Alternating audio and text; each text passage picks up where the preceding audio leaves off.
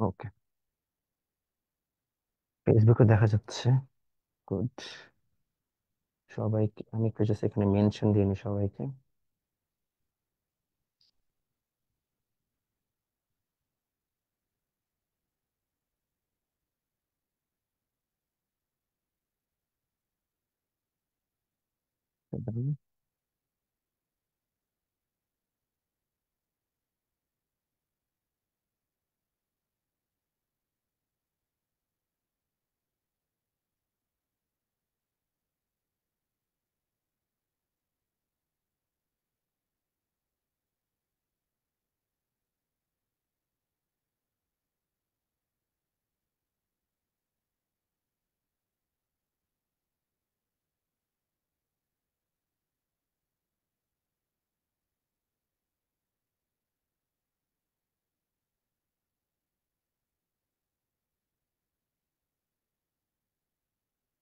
ডান।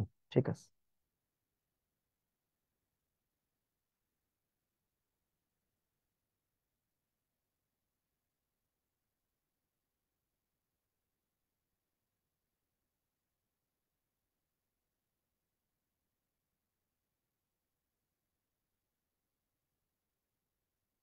ওকে, ডান ডান ডান।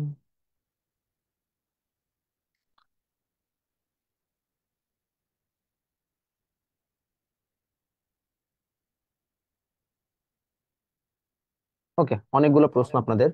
আপনাদের এক একটা প্রশ্নের উত্তর দিচ্ছি। যারা আপনারা জুমে ক্লাসটা জয়েন করতে চান, যদি কেউ জুমে জয়েন করতে চান আর কি, তাহলে আমি আপনাদেরকে ফেসবুকে কমেন্টে দিয়ে রাখছি। আপনারা জাস্ট পিন কমেন্টটাকে সার্চ দিয়ে পেয়ে যাবেন।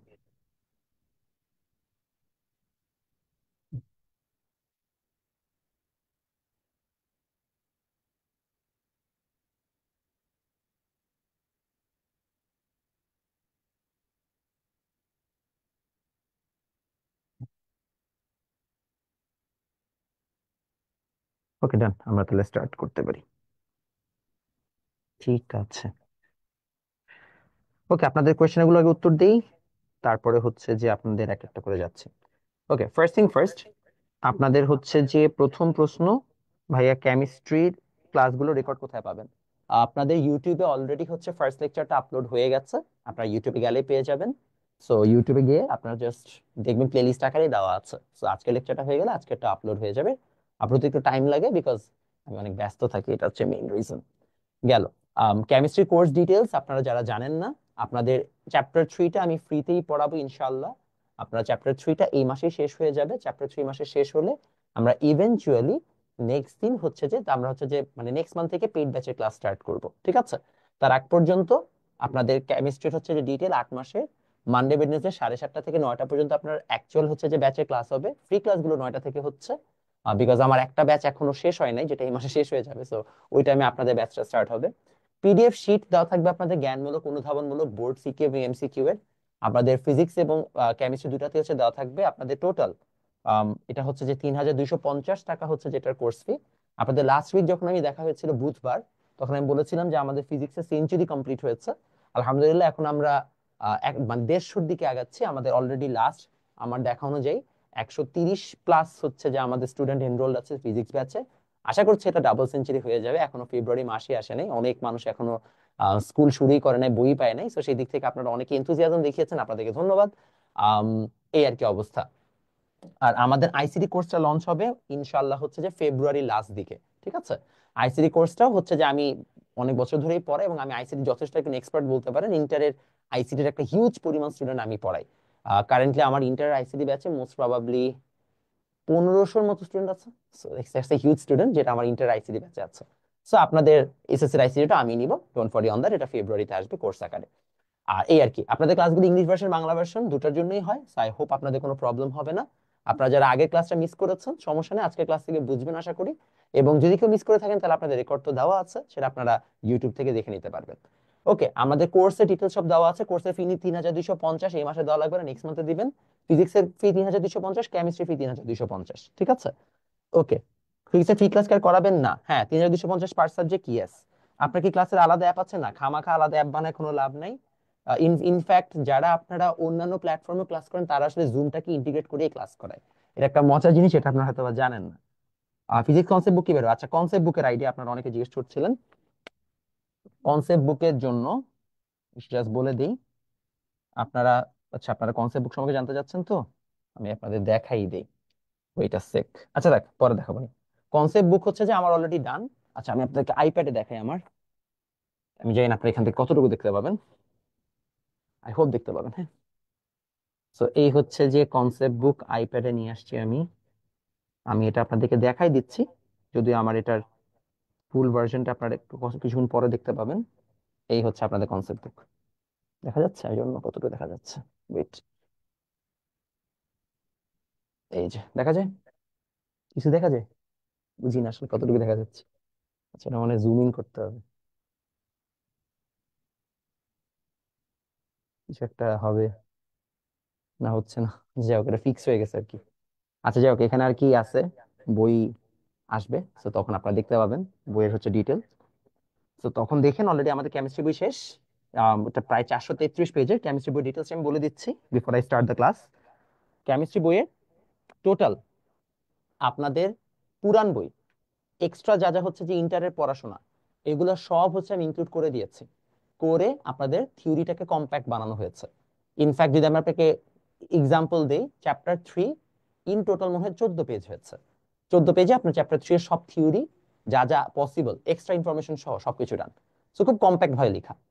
দেন বোর্ডে আমরা 15 থেকে 24 সাল পর্যন্ত, 15 না মনে হয় 18 না কত সাল থেকে 24 সাল পর্যন্ত সকল হচ্ছে বোর্ড কোশ্চেন অ্যান্সার সহ আপডেট করা আছে। সিকিউ এমসিকিউ টাইপ ওয়াইজ আলাদা করা আছে বোর্ডের সকল এমসিকিউ। দেন জ্ঞানমূলক অনুধাবনমূলক আলাদা করে দেওয়া আছে, যেন তোমাকে আলাদা করে পড়তে না হয়।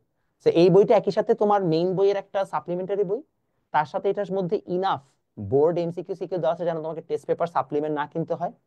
এবং তার সাথে সাথে তুমি এখানে জ্ঞানমূলক অনুধাবনমূলক পেয়ে যাবা।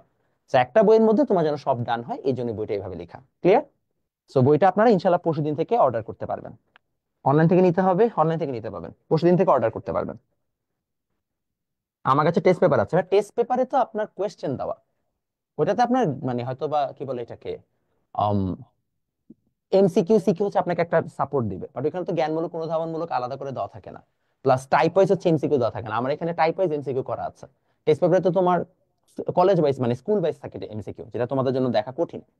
তো এইভাবে করা যেন তোমাদের ইজিয়ার। আর এখানে তো টেস্ট পেপারে তো তোমার থিওরি থাকে না, থিওরি তো এক্সট্রা যেগুলো জানা সেটা তো তোমার এখান থেকে জানতে হবে।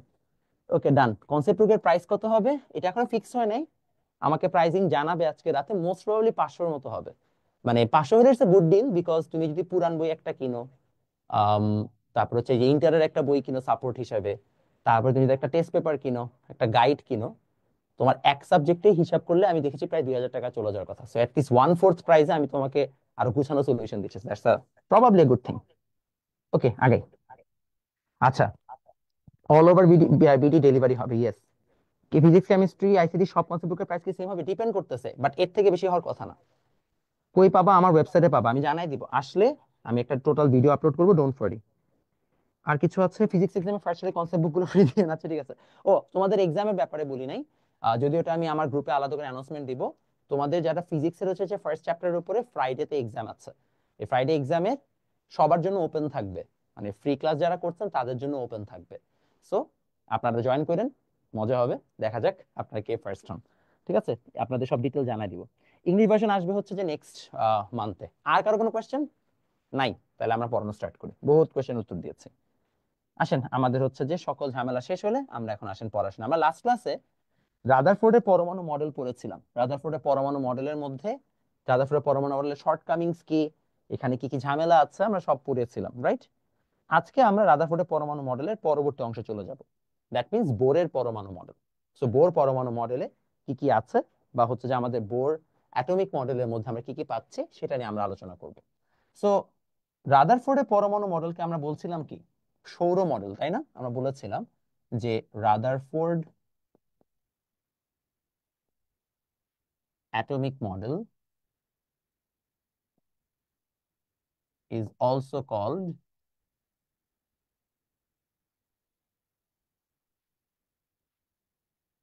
solar model. বোরের পরমাণু মডেল, এখানে আমরা লিখি বোর অ্যাটমিক মডেল।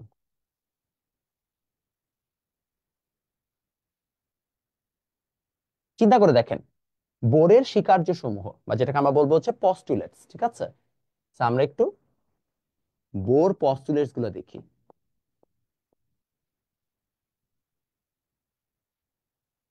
রাদারফোর্ডের স্বীকার্যগুলোর মধ্যে আমরা দেখেছিলাম অনেকগুলা। তোমাদের বইয়ে বোরের পরমাণু মডেলটা আমাদের হচ্ছে যে কতটুকু থাকবে চলেন দেখে। আইএসও কমাইতে হবে না ভাই, ঠিক আছে, ফাইন আই গেস। ওকে, যেটা বলছিলাম তো হচ্ছে আমাদের বোরের পরমাণু মডেলে আইএসও কমাইতে হবে না। আসলে আমি হচ্ছে যে আজকে সাদা জার্সি পরছি, এটা বোকামি হয়ে গেছে। ধর আমি একটু পরে একটা কোট পরে আসবো নি, তাইলে হচ্ছে এরকম ঝলসায় যাবো না রূপের আগুনে। তো আসেন, রিয়াল মাদ্রিদের আসলে আসলে শোনো ব্যাপারটা কি। ঠিক আছে, আমরা বার্সেলোনার কাছে হারছি 5-2, বাট রিয়াল মাদ্রিদ তো, এটা জার্সির একটা উজ্জ্বলতা থাকবেই। তো ওইটার কি, ওইটারই উজ্জ্বলতা তোমরা এখন দেখতে পাচ্ছ। এখন যদি কোনো বার্সেলোনা ফ্যান এসে কিছু বলছে, একদম পচাই দিবা বলে রাখলাম। দেখেন, শক্তি স্তরের ধারণা। আর যারা বার্সেলোনা সাপোর্টার তারা আমাকে বলবা, তোমাদের কোর্সের টাকা রিফান্ড দিয়ে দেওয়া হবে, তোমাদেরকে আমি পড়াবো না, ঠিক আছে? বার্সেলোনা সাপোর্টটা পড়াইতাম না, মাফ চাই। কারণ সারাদিন তোরা পচাবি আমাদের, এমনি আমাদের ফর্মের অবস্থা খারাপ। 2 দিন আগে হারছি সারাটা দিন, পাবলিক এখন 5 এমনি। আমি রাস্তা দিয়ে হাঁটতেছি, কই ভাই, কই ভাই, কই ভাই, আরে আজব তো রে ভাই, খাইছিলাম 5টা, তো কি হয়েছে তোদের? তোদের ইউসিএল কয়টা বেটা যেটা। আসেন, শক্তি স্তরের ধারণা বা লেখেন হচ্ছে যে আইডিয়া অফ অরবিট। আজকে একটা ক্লাসে মজার কাহিনী হয়েছে, চল তোদেরকে গল্প বলি। ক্লাসে এক ছেলে রিয়াল মাদ্রিদ জার্সি পরে ঢুকছি, বলতেছে ভাই 5টা। আমি বলছি ঠিক আছে, তুমি যে বার্সেলোনা সাপোর্ট করো, কেন সাপোর্ট করো? বার্সেলোনায় কোন প্লেয়ার খেলে? কয় বার্সেলোনায় মেসি খেলে। আমি কই ও মাই গড, মেসি খেলতো বার্সেলোনায় 1900 সালে, তুই এখন এই কারণে পড়েছিস? কয় ভাই বার্সেলোনায় মেসি খেলতো, এর জন্য আমি বার্সেলোনা সাপোর্ট করি। আমি তো, তুই মেসিরে সাপোর্ট কর, তুই তো বার্সেলোনা সাপোর্টার না, তুই মেসি সাপোর্টার। তো ভাই মেসি যে যে ক্লাবে খেলে ওই ওই ক্লাবের সাপোর্টার। অবশ্যই, বাবা রে বাবা, কি আর করার আছে। আসেন, আইডিয়া অফ অরবিট। তো শক্তি স্তরের ধারণা বলা হচ্ছে ইলেকট্রন যতক্ষণ একটা কক্ষপথে থাকবে ততক্ষণ সে ওই কক্ষপথ থেকে বা ওই অরবিট থেকে শক্তি কখনো বিকিরণ করবে না। এবং বলা হলো যে এই কক্ষপথগুলোকে স্থির কক্ষপথ বলে। আই গেস আমি কিছু, আপনারা কিছুই বুঝেন নাই, বুঝাই দিব, ডোন্ট ওয়ারি, আগে লিখে নেন। লেখেন when electron stays in an orbit, it doesn't radiate or absorb energy.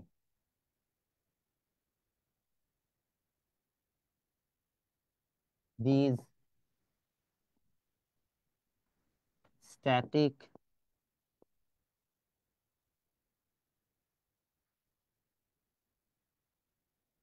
these static rotationary paths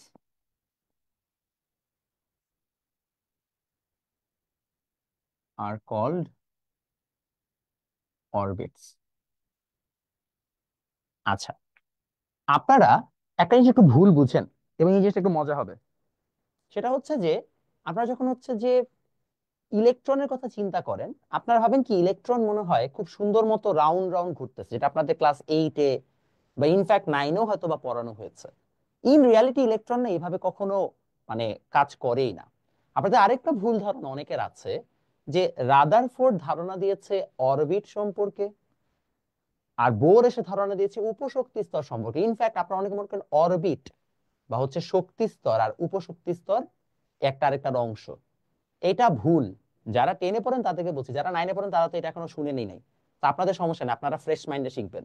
কিন্তু ক্লাস 10-এর বাচ্চাদেরকে আগে বলে রাখছি যেন আপনারা একটু করে আমাকে কোয়েশ্চেন করে মানে মানে বিরক্ত না করেন, যে ভাইয়া অরবিটের মধ্যে অরবিটাল কই থাকে। অরবিটাল অরবিটালি আলাদা জিনিস, দুইটার কাহিনীই আলাদা, ঠিক আছে? সেটা নিয়ে মারামারি করবেন না। আপনাদের আগে সিম্পলি বুঝাই রাখি, বোর ভাবছিল, মানে রাদারফোর্ড এবং বোর দুজনই ভাবছিল যে ইলেকট্রন, মনে করেন একটা ফুটবল, হ্যাঁ এটা একটা ফুটবল আমার হাতে আছে, এই ফুটবলের হচ্ছে আশেপাশে দিয়ে ইলেকট্রন এইভাবে বৃত্তাকার পথে ঘুরতেছে, ঠিক আছে? এটা হচ্ছে যে ওদের ধারণা ছিল। প্রবলেম ইজ আসলে ইলেকট্রন ইন রিয়ালিটি ভাবে কখনো ঘুরে না, বাট বোর এবং হচ্ছে যে মানে রাদারফোর্ড দুইজনই এই আইডিয়াতেই বিশ্বাস করতো। এই কারণে তারা যখন হচ্ছে যে ইলেকট্রন নিয়ে আইডিয়া দিয়েছে, তারা বলেছে যে এরকম একটা, দুইটা, তিনটা, এরকম হচ্ছে বিভিন্ন থাকে থাকে হচ্ছে তোমার শক্তি স্তর থাকে। যেরকম সৌরজগতে সূর্য মাঝখানে এবং তাকে বিভিন্ন হচ্ছে যে ব্যাসার্ধে প্ল্যানেট গুলো ঘুরছে, মানে ব্যাসার্ধে থেকে বা হচ্ছে যে রেডিয়াসে থেকে প্ল্যানেট গুলো ওকে হচ্ছে যে আবর্তন করছে বা ওর সামনে হচ্ছে যে রোটেট করছে, ঠিক একইভাবে মাঝখানে নিউক্লিয়াস এবং ইলেকট্রন বিভিন্ন জায়গায় এরকম ঘুরতেছে রাউন্ড রাউন্ড করে, ঠিক আছে, বৃত্তাকার পথে, সার্কুলার মানে মেথডে। বাট ইন রিয়ালিটি সেটা সত্য না, এটা আমরা পরে জানবো। তো ওর কথা হচ্ছে দেখেন, যখনই, দাঁড়ান এটা আমি একটু ফিক্স করে নেই, আপনারা যখন নোট করবেন তখন হচ্ছে যে ওই ফার্স্ট স্বীকার্যটা লিখে আপনার নোটটা এই জায়গায় করবেন, ঠিক আছে, মানে এখানে হচ্ছে যে লিখবেন, মানে এই ছবিটা আঁকবেন। তো ওর ধারণা হচ্ছে এই হচ্ছে নিউক্লিয়াস, আর এখানে অনেকগুলো হচ্ছে এরকম এরকম ইলেকট্রন আছে। এখন তুমি বলতে পারো ভাইয়া, তো এগুলাকে তো জাস্ট মানে এগুলাকে শক্তি স্তর কেন বলা হয়? এই প্রত্যেকটাকে আমরা কি বলতেছি এক একটা শক্তি স্তর। কেন শক্তি স্তর বলা হয়? কারণ এই প্রত্যেকটা অরবিটে ঘুরতে একটা নির্দিষ্ট পরিমাণ এনার্জি লাগে। You need a set value বা স্পেসিফিক হচ্ছে যে অ্যামাউন্ট অফ এনার্জি। ধরে নাও, হাইপোথেটিক্যালি ধরে নাও এইটার হচ্ছে যে 3 নাম্বার, এটা হচ্ছে 2 নাম্বার কক্ষপথ, এটা হচ্ছে 1 নাম্বার হচ্ছে আমার অরবিট। 3 নাম্বারে থাকার জন্য আমাদের এনার্জি লাগবে ধরে নিলাম 10 জুল। 2 নাম্বারে থাকার জন্য আমার এনার্জি লাগবে 7 জুল। 1 নাম্বারে থাকার জন্য আমার এনার্জি লাগবে 5 জুল। এটা আমি ধরে নিছি। 10 জুল শক্তি না পাইলে আমি কোনোদিন 3 নাম্বারে যেতে পারবো না। 7 জুল শক্তি না থাকলে আমি কোনোদিন 2 নাম্বারে যেতে পারবো না, ঠিক আছে। এবং যখন একটা ইলেকট্রন ওর পাশ দিয়ে ঘুরতেছে, এই ইলেকট্রনটা যখন ঘুরছে তখন ও পুরোটা কক্ষপথ ঘুরে, তখন ওর এন্টায়ার এনার্জি 10 জুলই থাকবে। 10 জুল থেকে কখন এনার্জি কমবে না বা বাড়বেও না। বুঝতে পারছি? এটাই হচ্ছে যে প্রথম মানে প্রথম যে আমরা যে স্বীকার্যটা পড়লাম, পসিলেট পড়লাম, তার আইডিয়া। কারো কনফিউশন আছে এতটুকু নিয়ে? ভিডিও ক্লিয়ার না? কি বলে পাগলে? Hi hi, oh this white is taking all attention. Okay দাঁড়ান, সরে যাচ্ছি 1 সেকেন্ড। আমি একটু তাহলে একটা ইয়ার নিয়ে আসি, ওটাকে কি বলে, কোট নিয়ে আসি, ওয়েট। রিয়াল মাদ্রিদ জার্সি পরে।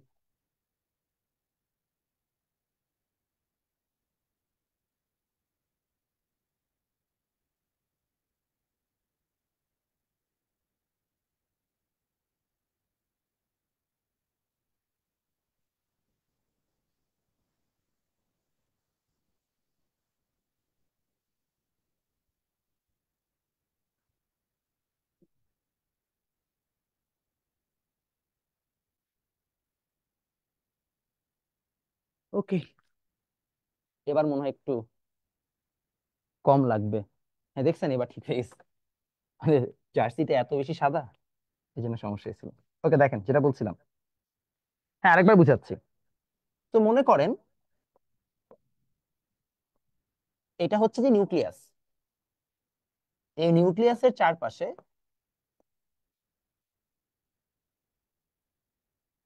এই নিউক্লিয়াসের চারপাশে হচ্ছে যে অনেকগুলো ফিক্সড হচ্ছে যে আমাদের জায়গা আছে। এই জায়গাটাকে আমরা বলছি একটা অরবিট বা শক্তি স্তর। এটা সেকেন্ড, এটা থার্ড শক্তি স্তর। প্রথম শক্তি স্তরে থাকার জন্য আমার 5 জুল শক্তি লাগবে, পরেরটাতে যাওয়ার জন্য 7 জুল, তারপরটাতে যাওয়ার জন্য 10 জুল। বিষয়টা এরকম ভাবে চিন্তা করতে পারো, তুমি যখন ক্লাস 1-এ পড়ো, ক্লাস 2-তে ওঠার জন্য তোমাকে একটা পরীক্ষা দিতে হবে না? তো ক্লাস 1 থেকে 2-তে যাওয়ার জন্য তোমাকে একটা নির্দিষ্ট এক্সামে পাশ করে দেন 2-তে উঠতে হবে। দেন আরেকটা এটা এক্সাম দিলে তারপর তুমি 3-তে যেতে পারবা।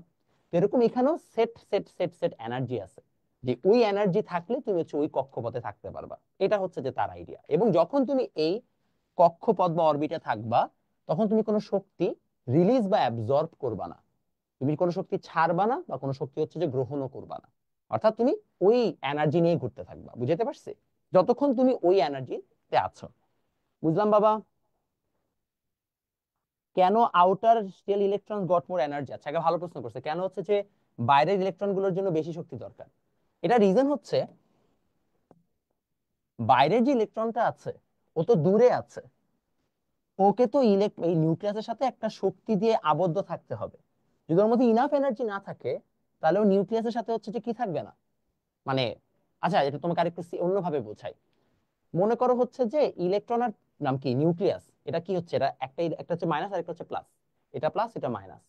তো প্লাস মাইনাসে কি তারা খুব আকর্ষণ থাকবে, খুব কাছাকাছি থাকার কথা। তো এখন যদি ইলেকট্রনকে আমি বলি যে বাবা তোমার থেকে দূরে যাও, তাহলে ইলেকট্রনকে কি করতে হবে? অতিরিক্ত এনার্জি দিতে হবে যেন ওইখান থেকে সরে আসার জন্য ইনাফ এনার্জি পায়। তো এই জন্য আমি যখন ইলেকট্রনকে বেশি এনার্জি দিই তখন আস্তে আস্তে সে দূরে সরতে পারে। নাইলে তাকে প্রোটনের কাছাকাছি থাকতে হয়, কারণ প্রোটন থেকে টেনে ধরে রাখে। এবার লজিক বুঝা গেছে কেন আউটার শেল ইলেকট্রনের বেশি এনার্জি আছে? তো আচ্ছা, তারপরে কে প্রশ্ন করছে এটা? শিভা প্রিয়। আচ্ছা ভাইয়া, তোমার হচ্ছে ওই ওই কোশ্চেনটা পরবর্তী স্বীকার্যতা আমি অ্যান্সার দিব, ঠিক আছে? সেই জন্য এখন অ্যান্সার দিচ্ছি না। এবার আসেন সেকেন্ড, বলছে কৌণিক ভরবেগ সংক্রান্ত বা অ্যাঙ্গুলার মোমেন্টাম। কি বলেছে? কি বলেছে দেখি। বলা হয়েছে নির্দিষ্ট কক্ষপথে আবর্তনরত ইলেকট্রনের কৌণিক ভরবেগ h/2 এর পূর্ণ সংখ্যার গুণিতক। ঠিক আছে? এবং কৌণিক ভরবেগ হচ্ছে আমার কত আসবে? এত আসবে। তো লিখে ফেলেন। দেখেন,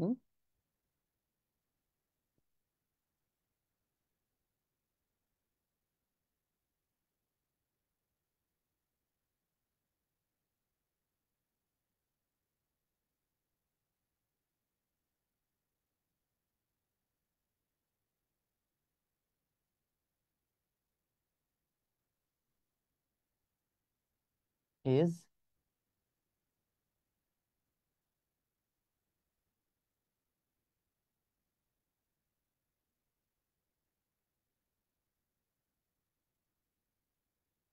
ঠিক আছে?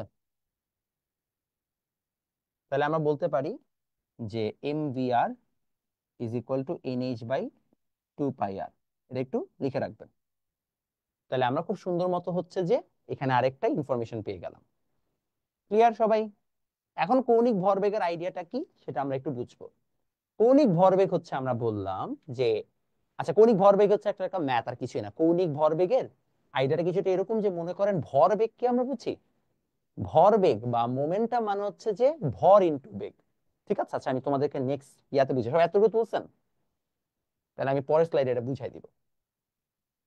সবার তোলা হয়েছে বাবা? আচ্ছা তুলছেন। দেখেন কৌণিক ভরবেগ জিনিসটা কি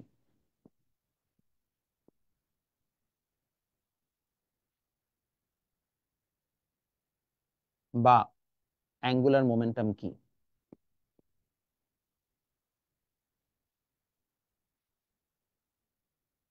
মনে করেন আমি একজন ব্যক্তি যে হচ্ছে যে 10 মিটার পার সেকেন্ড বেগে দৌড়াচ্ছে। আমার ম্যাস 50 কেজি। তাহলে মোমেন্টাম পি হচ্ছে ভর ইনটু বেগ, ম্যাস ইনটু ভেলোসিটি। তাহলে ম্যাস কত? 50, ভেলোসিটি কত? 10। 500 কেজি মিটার পার সেকেন্ড হচ্ছে আমার ভরবেগ। ক্লিয়ার? এটাকে আমরা বলি রৈখিক ভরবেগ। কি বলি? রৈখিক ভরবেগ বা লিনিয়ার ভেলোসিটি। স্বাভাবিকভাবেই প্রশ্ন আসবে অ্যাঙ্গুলার মোমেন্টাম কি বা কৌণিক ভরবেগ কি। মনে করেন আমি এবার একটা বৃত্তাকার পথে ঘুরছি। তাহলে বৃত্তাকার পথে যখন আমি ঘুরবো, তাহলে এই বৃত্তাকার পথে যে ভরবেগ,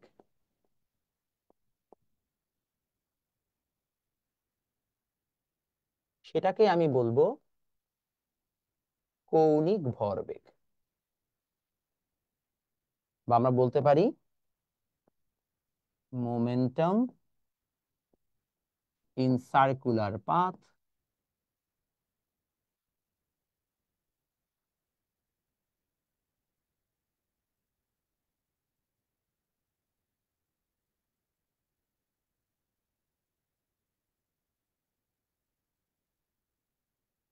angular momentum.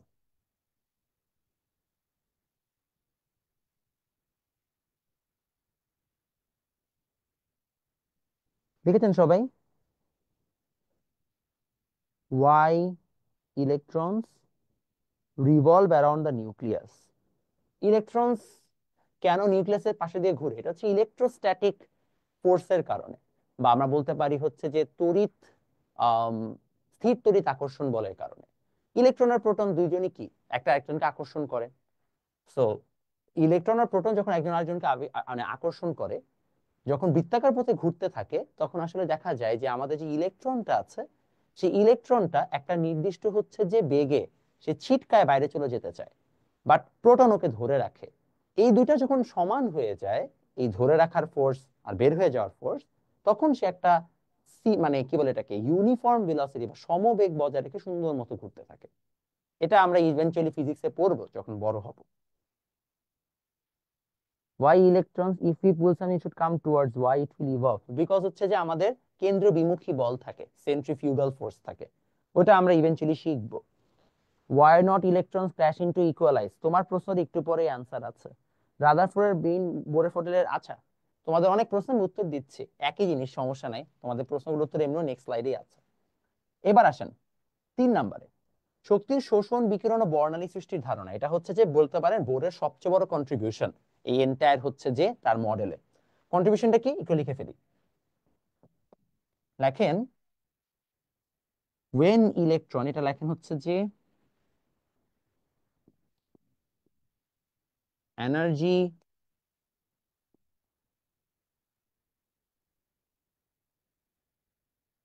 Absorption or release. Electron যখন নিম্ন শক্তি স্তর থেকে লাফিয়ে চলে উচ্চ শক্তি স্তরে যাবে তখন তাকে আমরা বলছি যে তখন সে হচ্ছে যে কিছু আলো হচ্ছে যে শোষণ করে, মানে কিছু এনার্জি রিলিজ করবে বা এনার্জি হচ্ছে যে সে কি করবে, ছেড়ে দিবে। তো তখন সেটাকে আমরা আলোক শক্তি আকারে দেখতে পাই। ইনফ্যাক্ট এটা একটা খুব মজার কাহিনী, আপনারা যে আলো দেখেন এই আলো কিন্তু এক প্রকার শক্তি, তাই না? আলো এক প্রকার শক্তি। যখন আপনারা আলো দেখতে পাচ্ছেন, আমরা বিভিন্ন রং দেখি, আসলে রংটাকে আমরা বলি হচ্ছে যে সাপ্লিমেন্টারি, অর্থাৎ আমরা বলতে পারি সম্পূরক আলো। মানে মনে করেন আমার এই যে জার্সিটা আপনারা বলছেন অনেক হোয়াইট, তাই না? বা আপনারা দেখতে পাচ্ছেন যে আমার এই জ্যাকেটটা হচ্ছে গ্রে কালারের। জ্যাকেটটা গ্রে কালারের মানে হচ্ছে যে গ্রে রংটা বাদে বাকি সকল রং হচ্ছে অলরেডি সে শোষণ করে নিয়েছে। যখন আলো আসে, সূর্য থেকে যে আলোটা আসে বা ইভেন লাইট সোর্স থেকে যখন আমরা আলোগুলো পাই, ওগুলো মোরালেস হচ্ছে এটার মধ্যে সব ধরনের রং থাকে। বাট আমাদের যে কোনো অবজেক্ট কি করবে, আগে অন্যান্য সকল রংকে অ্যাবজর্ব করবে বা শোষণ করবে, যে রংটা বাকি থাকবে ওইটা আমরা চোখে দেখতে পাই। তো যখনই শক্তি রিলিজ হয় বা শক্তি অ্যাবজর্ব হয়, আমরা বর্ণালী, অর্থাৎ বর্ণালী মানে হচ্ছে রং দেখতে পাই, আলোর বিভিন্ন রং দেখতে পাই। এবং এই যে রং বা হচ্ছে যে কালার্স দেখতে পাই, এটাই হচ্ছে যে বোর ব্যাখ্যা করেছে। বোর কি বলেছে দেখেন, when electron move from one orbit to another,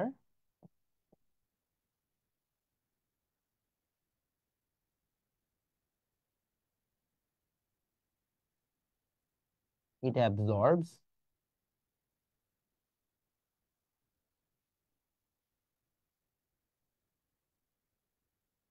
energy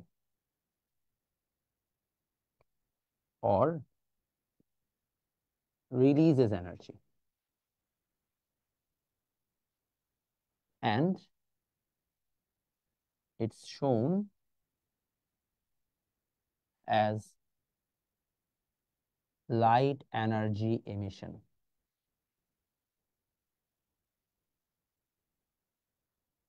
ঠিক আছে? এবং এখানে একটা ফর্মুলা দেওয়া আছে, E is equal to hf। Okay, H হচ্ছে প্লাঙ্ক আর এফ হচ্ছে আমার কি বলতে পারি এটাকে, কম্পাঙ্ক। ব্লাড দেখা যাচ্ছে?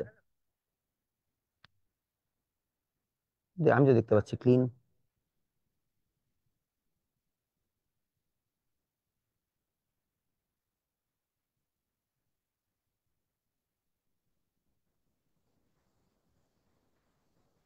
ক্লিন দেখা যাচ্ছে না? কিন্তু ক্লিনই দেখা যাচ্ছে। ওকে ওয়েট, ইয়ামিন ভাই দেখেন তো এই যে এটা কি ব্লার কিনা।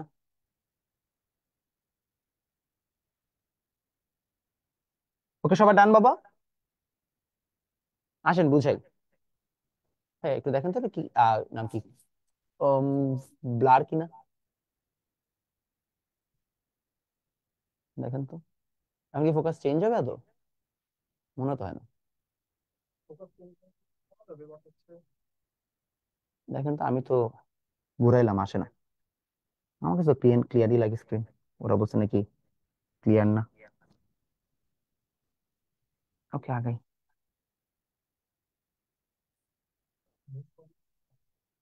হ্যাঁ, আমি ক্লিন দেখতে পাচ্ছি। হ্যাঁ, ক্লিনই তো। কি জানি। ওকে, আসি, সমস্যা নেই। ওকে, এবার আসেন। আপনাদের অনেকগুলো হচ্ছে যে কোয়েশ্চেন গুলো আমরা একটা একটা করে অ্যান্সার করবো, ঠিক আছে? আসেন আমরা একটা একটা করে অ্যান্সার করি। কোয়েশ্চেন নাম্বার 1 যেটা, সেটা হচ্ছে যে আমরা 3 নাম্বার পস্তুলেটের ব্যাখ্যাটা বুঝি। মনে করেন এই হচ্ছে আমাদের 3টা শক্তি স্তর। এটাকে আমরা ধরলাম E1, এটাকে আমরা ধরবো E2, এটাকে আমরা ধরবো E3। এটা হচ্ছে আমাদের নিউক্লিয়াস। তোমাদের এখন প্রশ্নগুলোর উত্তর এখানে পেয়ে যাবা। ইলেকট্রন যখন একটা অরবিট বা একটা শক্তি স্তর থেকে অপর কোনো শক্তি স্তর বা অরবিটে জাম্প করে, ঠিক আছে? যখন জাম্প করে তখন তার একটা নির্দিষ্ট পরিমাণ শক্তি লাগে। সাপোজ আমি এই অংশের জন্য ধরে নিলাম এটা 5 জুল, এটা 7 জুল, এটা 10 জুল ধরে নিলাম, এক একটা শক্তি স্তরের এনার্জি। তো ইলেকট্রন যদি E1 থেকে E2 তে যেতে চায়, তাহলে ইলেকট্রনের 5 এর সাথে মানে ইলেকট্রনের 2 জুল শক্তি লাগবে। 2 জুল শক্তি না দেওয়া পর্যন্ত ইলেকট্রন মুভ করবে না। আর প্রশ্ন আসতে পারে, ভাইয়া যদি ইলেকট্রন 6 জুল শক্তি পায়, what will happen,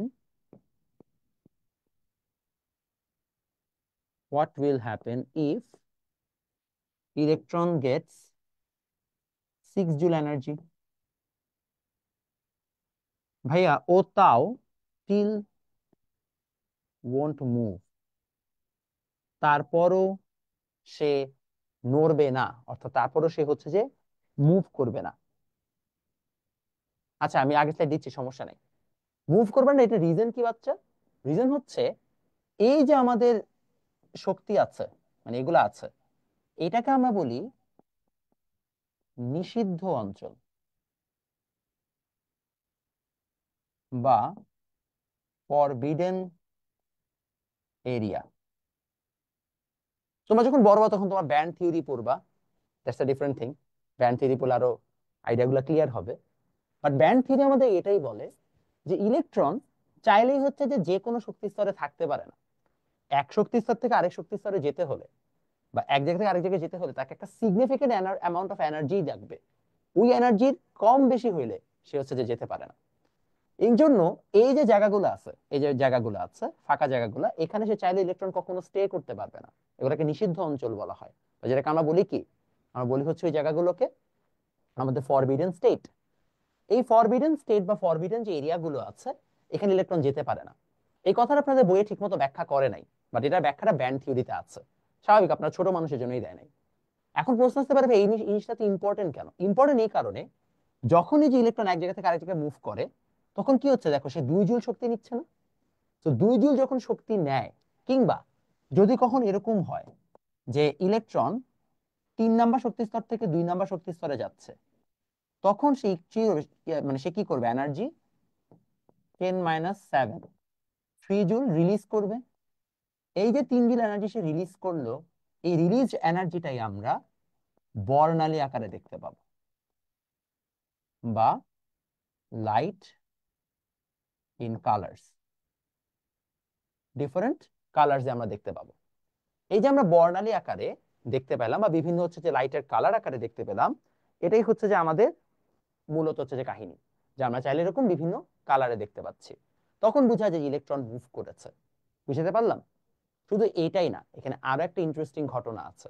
আপনারা ম্যাক্সওয়েলের তত্ত্ব পড়েছিলেন লাস্ট দিন, মনে আছে? যে রাদারফোর্ডকে সে বলেছিল যে ইলেকট্রন যদি এরকম ঘুরতেই থাকে ঘুরতে থাকে, সেটা এনার্জি লুজ করবে। এনার্জি লুজ করতে করতে একটা সময় পরে যেছে তো হচ্ছে যে সুন্দর মতো নিউক্লিয়াসে যে হচ্ছে পড়ে যাবে। তো তাহলে কি হইলো? এখানে মেইন কাহিনী, ইলেকট্রন যখন এখানে ঘুরতেছে সে এনার্জি লুজ করে চাইলেও এখান থেকে এই জায়গায় আসতে পারবে না। আসতে না পারলে সে তো মানে এখানে যদি স্টে করতে না পারে, তাহলে তো সে বাধ্য এখানেই থাকতেছে।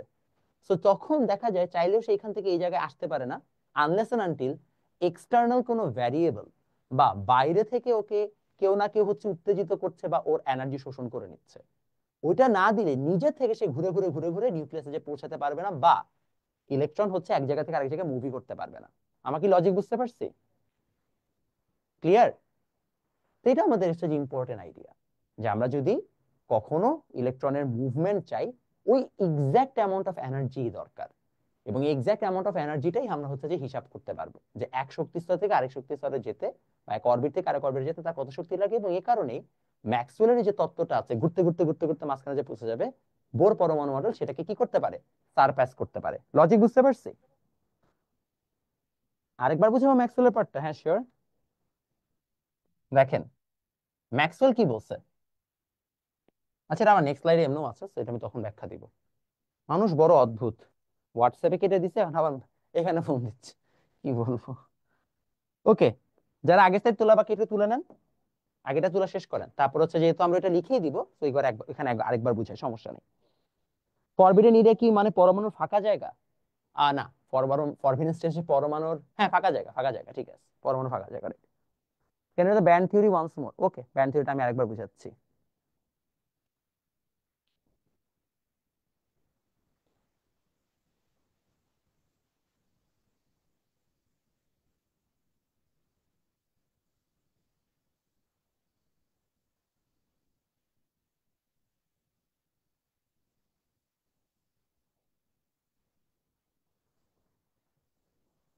হয়েছে?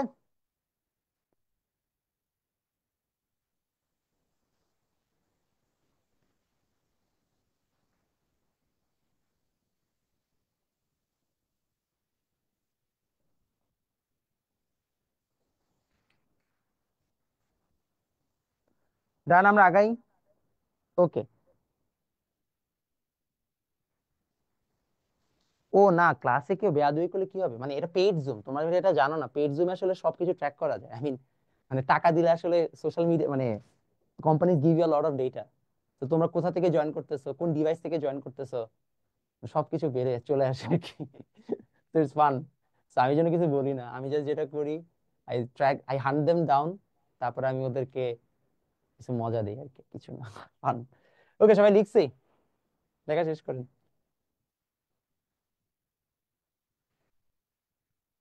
What if it gets 11 energy? হ্যাঁ, 11 এনার্জির পরে নেক্সট যে আছে, মানে ব্যালেন্স বন্ড তো আর এখানেই শেষ না, টেকনিক্যালি ইনফিনিটি পর্যন্ত হচ্ছে যে আমার শক্তি স্তর থাকতে পারে। সেই ইনফিনিটি মানে পরবর্তী শক্তি স্তরের একটা ভ্যালু আছে, সিম্পল হিসাব।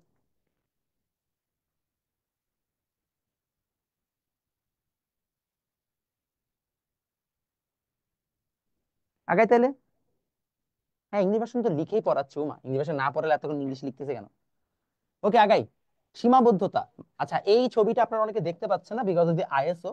আমি একটু ছবিটাকে আবার হাত ঘুরাই নিচ্ছি, আপনারা দেখতে পান। আচ্ছা, হ্যাঁ, এবার দেখতে পাবেন।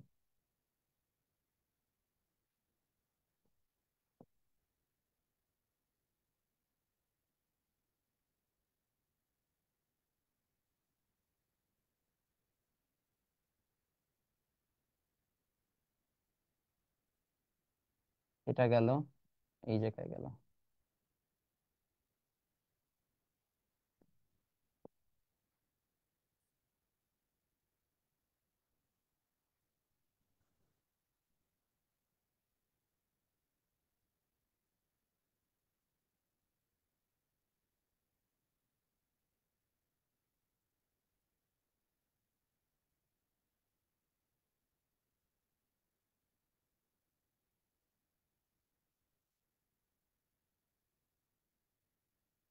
ওকে, দেখেন এখানে কি কি হচ্ছে, চলেন বুঝাই দিচ্ছি। ফার্স্ট থিং ফার্স্ট, আমাদের এই জায়গায় সীমাবদ্ধতা গুলো দেখে নিই। নাম্বার ওয়ান বলা হচ্ছে একাধিক ইলেকট্রন বিশিষ্ট পরমাণুর পারমাণবিক বর্ণালী ব্যাখ্যা করা যায় না, can not explain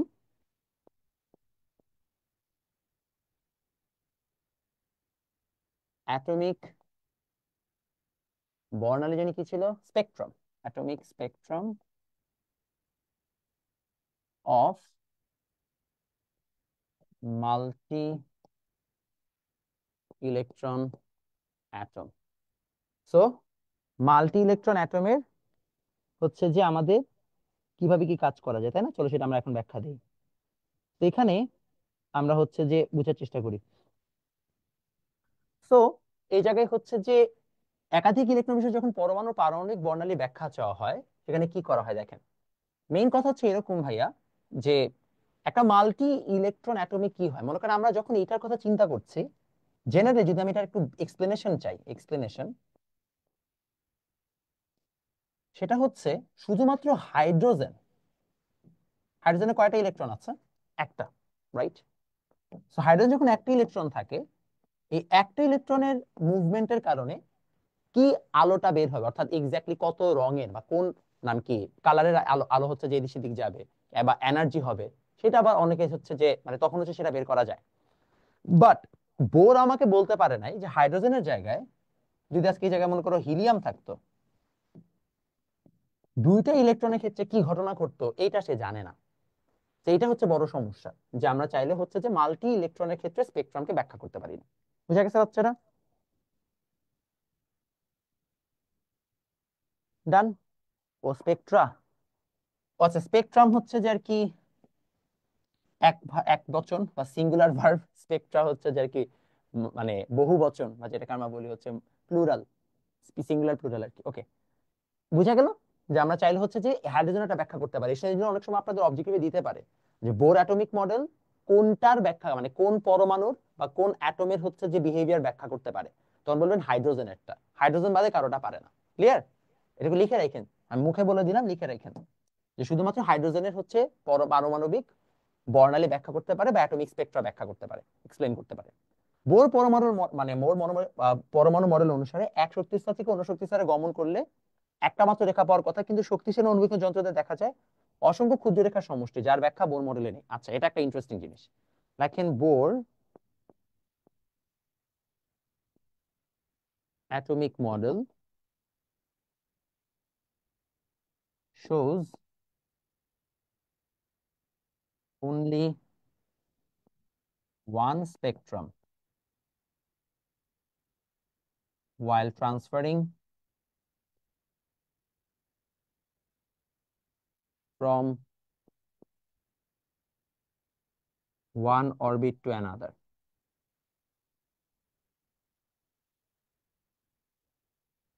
However, with microscope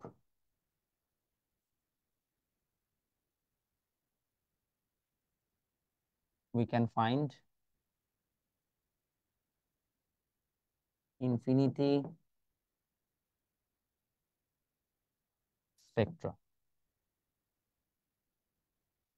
So generally আমাদের একটা হচ্ছে যে রং হচ্ছে যে থাকার কথা, বাট দেখা যাচ্ছে ওই একটা রং থাকলেও আমাদের এখন এই জায়গায় হচ্ছে যে অনেকগুলো রং দেখা যায়, একটা রং না, আরো বেশি হচ্ছে যে রং দেখা যায়। সো এই যে অনেকগুলো রং দেখা যায়, এটা রিজনটা কি এটা সে ব্যাখ্যা করতে পারে নাই। এবং এটা রিজনও খুবই সিম্পল, বিকজ আসলে দিন শেষে আম, এটা ব্যাখ্যাটা দিতেও পারার কথা না, বিকজ সে তো আসলে অরবিটের কথা চিন্তা করছে, অরবিট বাদ এখানে অরবিটালের বহুত কাহিনী আছে। তো তার পরমাণু মডেল অনুসারে সে আসলে কখনো অরবিটের বাইরে ভাবতেই পারে নাই। সো এই জন্য তার কাছে হচ্ছে যে একটা স্পেকট্রাই সে পাবে, অর্থাৎ এক বোর একটা রেখাই পাবে, একটা আলো রেখাই পেয়েছে, এর বেশি সে হচ্ছে যে কখনো ব্যাখ্যা করতে পারে নাই। ক্লিয়ার? ওকে, পরেরটাতে চলে যাই। ওকে, what will happen if we can extract that one electron from hydrogen? আচ্ছা, যদি আমরা একটা ইলেকট্রনকে মানে বের করে আনতে পারি, তাহলে হচ্ছে যে হাইড্রোজেন H প্লাস হয়ে যাবে, কিছুই না, it will just remain as an atom. Second explanation বুঝেন নাই? যখন একটা ইলেকট্রন এখান থেকে এই জায়গায় মুভ করে, মানে আরেকটা বড় হচ্ছে যে শক্তি স্তরে, বা আরেকটা হচ্ছে যে তোমার অরবিট থেকে নিচে আসে, তখন আমরা তো জানি যে হচ্ছে যে আমরা রং দেখতে পাই, স্পেকট্রাম দেখতে পাই। ওই স্পেকট্রাম বা বর্ণালীটা একটা রেখা নাকি পাবে, বাট আসলে অনেকগুলা রেখা পাওয়া যায়। এতগুলা রেখাকে সে ব্যাখ্যা করতে পারে নাই, তার মডেলটা এটা এক্সপ্লেইন করতে পারে নাই, পারবেও না, বিকজ সে আসলে অরবিটের সাহায্যে ব্যাখ্যা করছে। এটার ব্যাখ্যাটা একটু কমপ্লেক্স, আনফরচুনেটলি তোমাকে আমি এখন বুঝাতে পারতেছি না যে কেন পারে নাই, বাট সে পারে না, এটা হচ্ছে মেইন কথা। ঠিক আছে? ওকে, তোমাদের অনেক প্রশ্নই কেমিস্ট্রির ক্ষেত্রে আমি বলবো যে পরে ব্যাখ্যা দিব বা পরের ক্লাসে বুঝবা। এটা রিজন হচ্ছে ভাই, আসলে চাইলেই আমি না অনেক কিছু ডিটেইলে এখন বলতে পারবো না, কারণ সেটা তোমার মাথার উপর দিয়ে যাবে, একটু সময় লাগবে, but you have to trust me যে হচ্ছে you will get the answers eventually. In fact তোমাদের ফিজিক্সের ক্ষেত্রে এটা হবে, অনেক প্রশ্ন তোমার করবো, আমি বলবো দরকার নাই, বা ভুং ভুং ভুংচুং বুঝাই দিব, ইচ্ছা করে বোঝানো হচ্ছে। ইটস নট লাইক হচ্ছে আমি জানি না বা পড়াই না, আমি হয়তো গত 6 বছর ধরে পড়াচ্ছি, এবং 6 বছর ধরে পড়ানোর পর আমি একটা জিনিস রিয়েলাইজ করেছি। আচ্ছা, এটা গল্পটা বলতেই থাকি, এটা লিখে দিয়ে বলতে থাকি, ঠিক আছে? তাহলে আপনাদের জন্য ভালো হবে, এটা লিখতে থাকি আর বলতে থাকি, সবাই এটা তুলো আর আমি গল্পটা বলতে থাকি। তো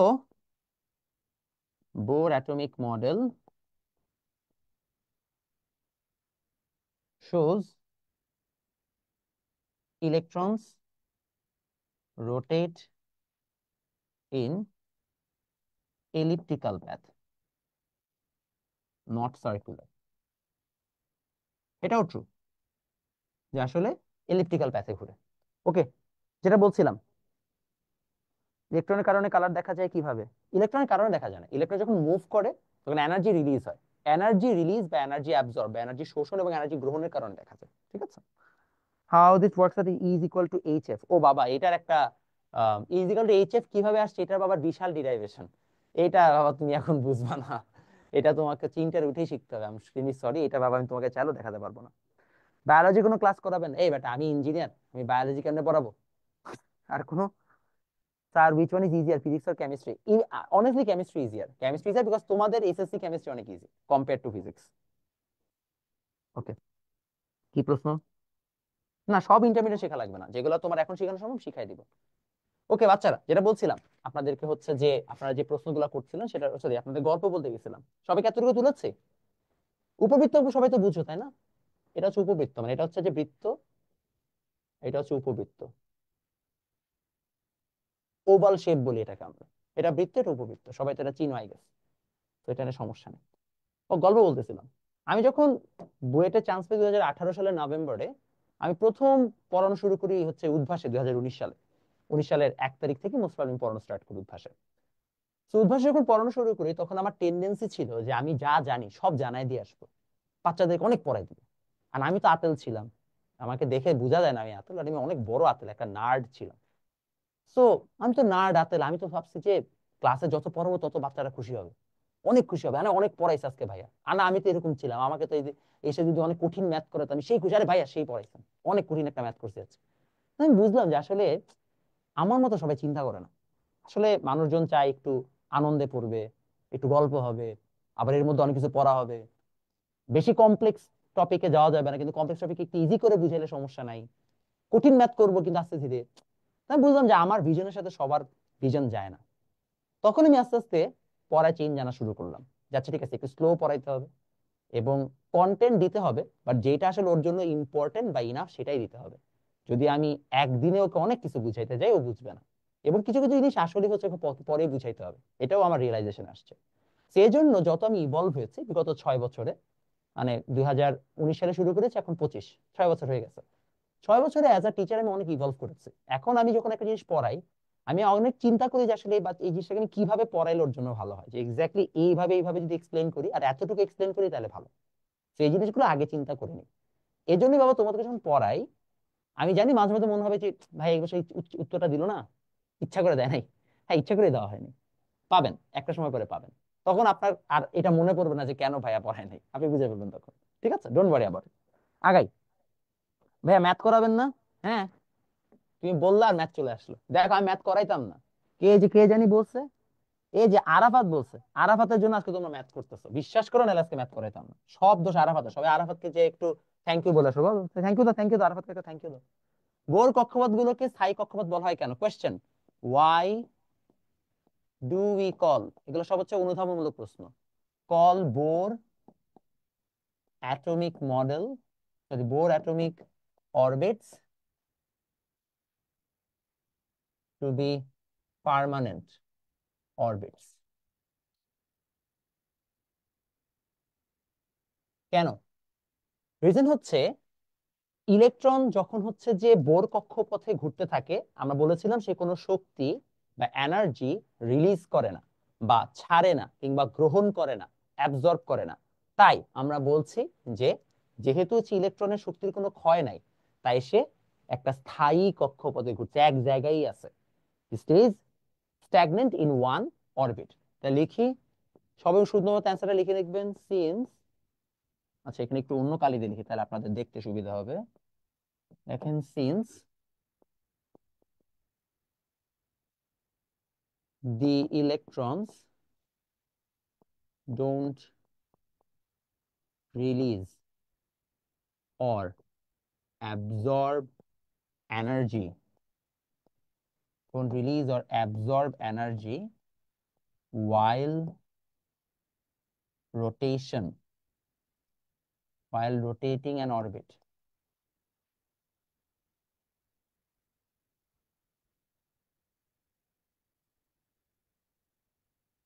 Thus, these orbits are called permanent orbits. ঠিক আছে, গেল এক। 2 নম্বরে আসেন। নিউক্লিয়াসের চারদিকে ইলেকট্রনের ঘূর্ণনের জন্য প্রয়োজনীয় কেন্দ্রমুখী বলের উৎস কি? What is the source of centripetal force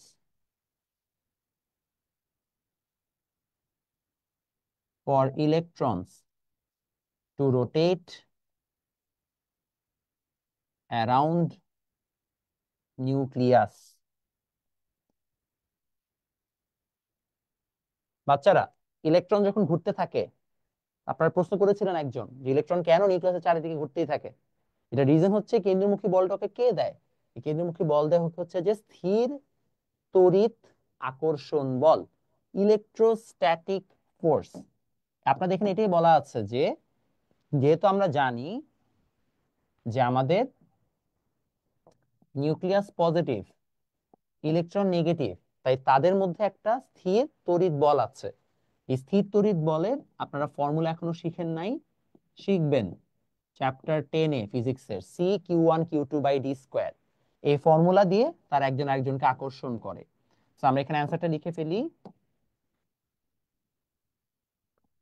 centripetal force.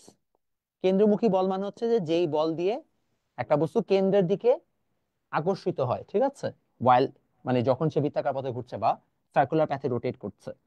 Centripetal force is provided by electrostatic attraction force.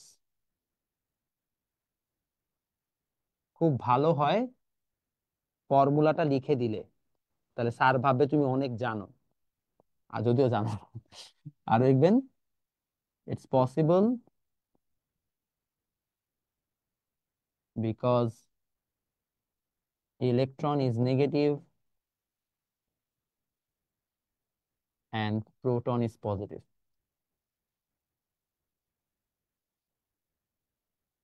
আমরা আগাই। ভাইয়া লাইভটা কি ইউটিউবে আপলোড করা হবে? হ্যাঁ বাবা, হ্যাঁ। আপু, মাটি আপুর সাথে কোলাবোরেশন করেন। আগের বার মাটি হচ্ছে যে আমাদের 9-এর কোর্সে বায়োলজি নিচ্ছিল, বায়োলজি ওই পড়াইছে। এবার নাকি ওর সময় নাই, ডাক্তার মানুষ, কি করব। ইলেকট্রন যে ডিউস করলে আগে অরবিটে যাবে কিভাবে যদি আগের অরবিট ফিল্ড থাকে? ও আচ্ছা, আগের অরবিট ফিল্ড থাকলে যে ইলেকট্রন যেতে পারবে না এমন না। আর আগের অরবিট ফিল্ড থাকা মানে কত ফাঁকা জায়গা না গেছে আর একটা ইলেকট্রন ওইখানেও, মানে ওইটা তো রুলস এন্ড রেগুলেশনস আছে, ডোন্ট ওয়ারি, শিখবেন, প্যারা নিয়েন না।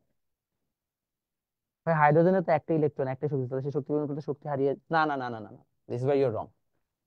হাইড্রোজেনের একটা ইলেকট্রন ফার্স্ট কক্ষপথে থাকে, ওকে ইনাফ এনার্জি দিলে ও পরেরটাতে চলে যাবে, বুঝতে পারছি? আর যদি অনেক এনার্জি দেন তাহলে দেখা যাবে যে ওর ভ্যালেন্সের, এখানে আমরা বলি ভ্যালেন্স বন্ড, আর একটা বলি আমরা হচ্ছে নাম কি বল, এটা কি বলে, একটা বলে বন্ধন শক্তি স্তর, একটা মুক্ত শক্তি স্তর, মোস্ট প্রবাবলি, আচ্ছা ওটা পরে বলবো নি। সো যদি ইলেকট্রনকে ইনাফ এনার্জি দেন তাহলে ও হয়তো বা বের হয়ে চলে যাবে। বের হয়ে চলে যাওয়া মানে হচ্ছে ও ইলেকট্রনের নিউক্লিয়াসের আকর্ষণ থেকে ফ্রি হয়ে গেছে, তখন সে আশেপাশে ইজিলি মুভ করবে।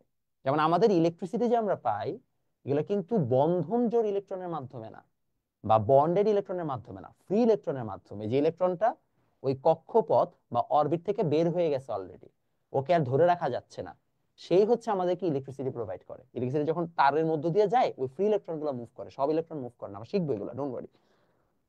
প্লাঙ্কস কনস্ট্যান্ট আসছে কেন বাবা? এটা আসলে ডিরাইভেশন আছে বাবা, সরেন। কি আজ জ্বালাতন ভাই, আমি বলতেছে সরে যাইতে, কোনো সম্মান নাই। না লিখে নেন, তাতে লিখেন।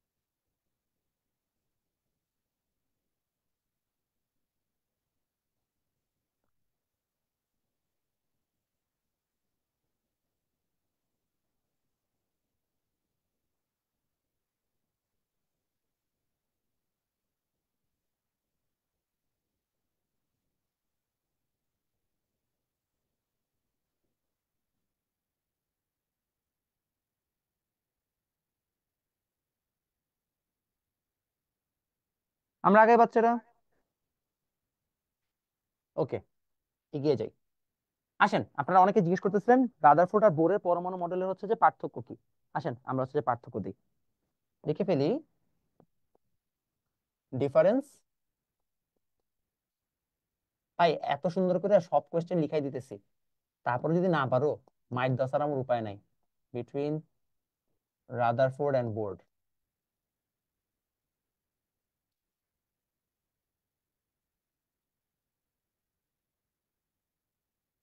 এটার পরে কি আছে? এটার পরে হচ্ছে যে আমাদের ম্যাথ আছে আজকে অনেকগুলা, করলে শেষ।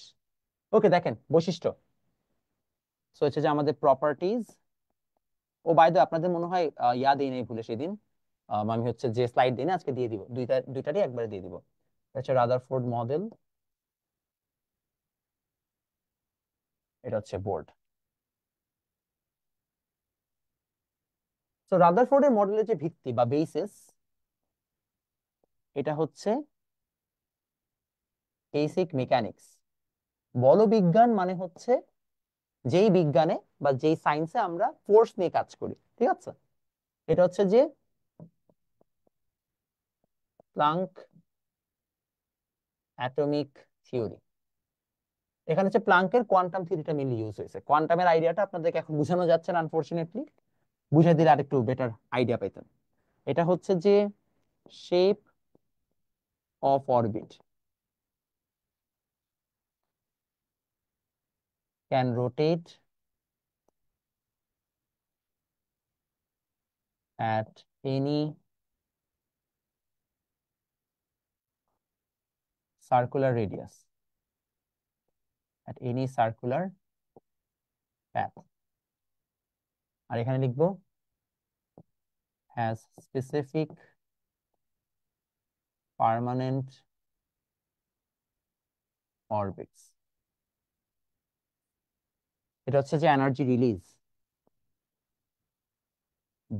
রাদারফোর্ডের মতে যখন শক্তি হচ্ছে যে বর্জন করবে, সে যে নিউক্লিয়াসে পতিত হবে, will fall to nucleus releasing energy।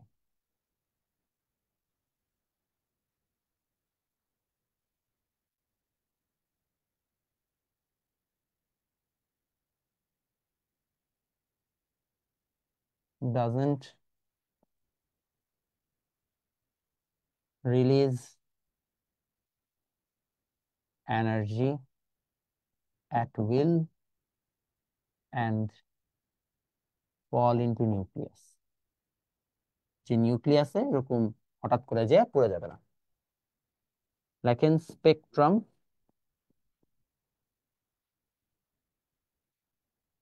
should get continuous spectrum. যেহেতু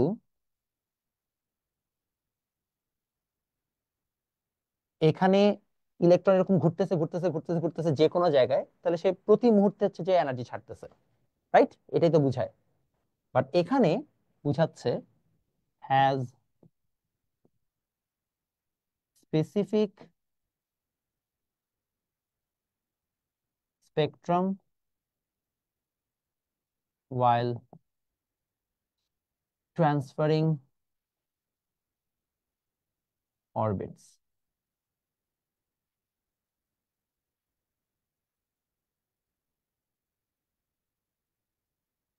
Ability to measure.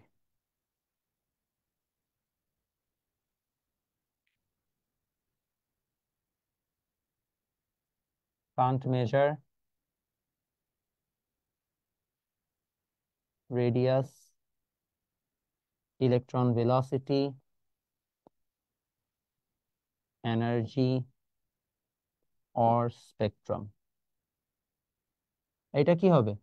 Can measure. ঠিক আছে, এটা পারে না আর এটা পারে মেজার করতে, এতটুকুই। সো মোটামুটি আমরা এখানে সবগুলো হচ্ছে যে একবারে আমাদের হচ্ছে এরকম দেওয়া আছে। ইশতিয়াক একটা খুব সুন্দর কথা বলেছে। ইশতিয়াক বলেছে ভাইয়া চ্যাট জিপিটিতে দিলেই হচ্ছে যে সায়েন্টিস্টরা একটা মডেলে বিলিভ করলেই তো পারে, এত মডেল কেন দেওয়া হয়? ওকে, গুড। সায়েন্টিস্টরা এত মডেলে বিলিভ করলেই পারে ভাইয়া, এটা একটা খুব সুন্দর প্রশ্ন। মজার বিষয় হচ্ছে সায়েন্সকে তোমরা যত ইজি মনে করো, সায়েন্স এত ইজি না।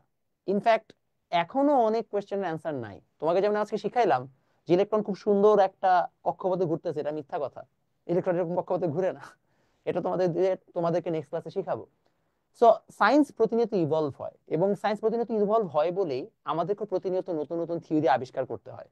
তো সায়েন্টিস্ট যারা আছেন, দে আর নট রং। জিনিসটা এইভাবেই হয় যে তারা একটা প্রথমে থিওরি দেয়, ওই থিওরির আবার একজন ভুল বের করে, দেন আবার নতুন থিওরি এস্টাবলিশড হয়। That's just how science works. And এই জন্যই হচ্ছে সায়েন্স নেভার এন্ডিং এবং সায়েন্স অনেক ফ্যাসিনেটিং। ঠিক আছে, ওকে, সবাই তুলে নেই বাবা।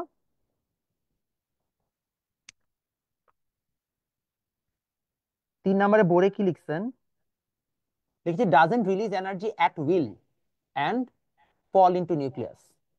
4 নম্বরটা একটু বুঝিয়ে দেন। ওই যে রেখা বর্ণালী বুঝালাম না, যে হচ্ছে যে রাদারফোর্ডের ক্ষেত্রে আমি কি শিখলাম, যে ঘুরতে ঘুরতে ঘুরতে যদি নিউক্লিয়াসে পড়বে, তাহলে প্রতিনিয়ত যদি এরকম ঘুরতে ঘুরতে সে এনার্জি রিলিজ করতে থাকে, তাহলে কি অনেকগুলো হচ্ছে যে নামকে আলো আমরা দেখতেই পাবো না সারাক্ষণ। বাট এখানে এটা হয় না, এখানে নির্দিষ্ট হচ্ছে যে আমরা স্পেকট্রাম বা বর্ণালী দেখতে পাই, এটাই বুঝাইছে। ওকে ওকে ওকে, সবার এতটুকু হয়ে গেলে আমরা এখন যেটা করব, before we go to maths, আপনাকে যা যা বোর্ড প্রশ্ন আছে সেটা সম্পর্কে একটু আইডিয়া দিব, যে আসলে এই যে আমরা টপিক গুলো পড়লাম এখান থেকে কি বোর্ড প্রশ্ন আসছে, তাহলে আপনাদের জন্য ইজিয়ার হবে।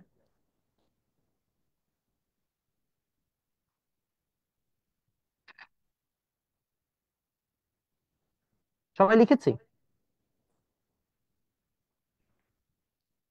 আচ্ছা, আপনাদেরকে আগে লেকচারটা শেষ করেই বোর্ড কোশ্চেন দেখাই দিই, তাহলে আপনারা আজকে বুঝবেন যে লেকচার যা পড়লেন তার সাথে বোর্ডের কি আপনার পড়াশোনা হয়ে গেল কিনা। দেখেন, দ্বিতীয় শক্তি স্তরে ঘূর্ণায়মান ইলেকট্রনের কৌণিক ভর কত? ফাইন্ড অ্যাঙ্গুলার মোমেন্টাম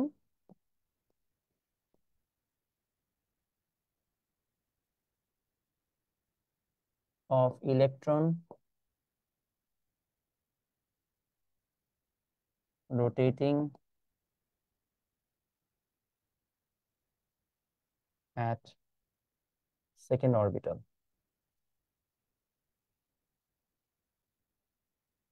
আমরা শিখেছি mvr ইকুয়াল টু nh/2 পাই।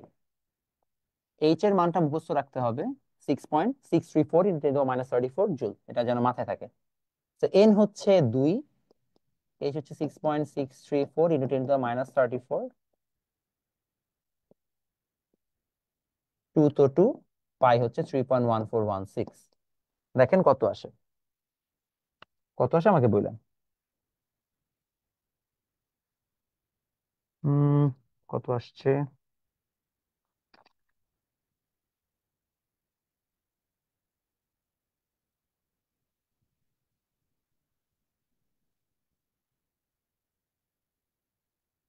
ও আচ্ছা, সরি, 6.026।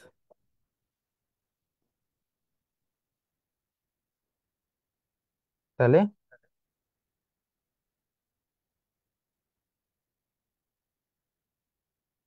ঠিক আছে, গেল এটা। আর প্ল্যাঙ্কের ধ্রুবকটা হচ্ছে এটা।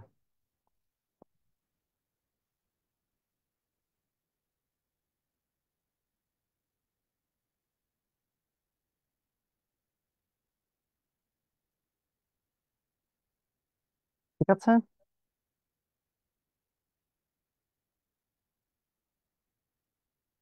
সবাইটা পারছি।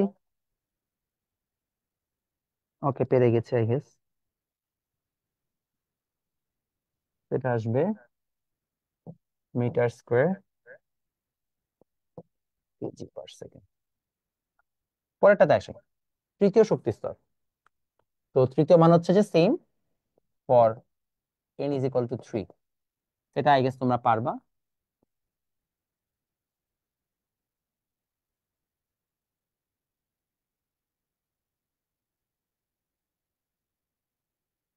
গেল।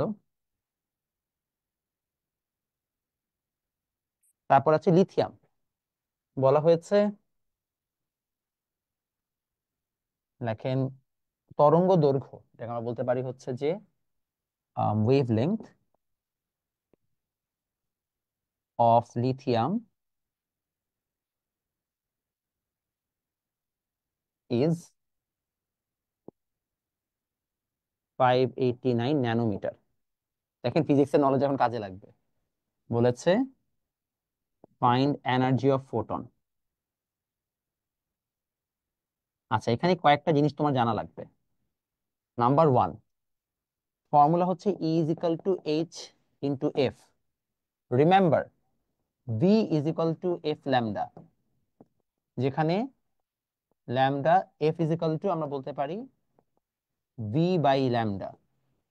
ভি হচ্ছে আলোর বেগ, তো সি 3 × 10⁸ মিটার পার সেকেন্ড হচ্ছে আলোর ভেলোসিটি। ফোটন মানে হচ্ছে আলোর কণা, সেটা রিমেম্বার। ল্যামডা হচ্ছে তোমার তরঙ্গ দৈর্ঘ্য বা ওয়েভ লেংথ। ঠিক আছে, তো বাকিটুকু ইজি, ডেটা বসায় দাও।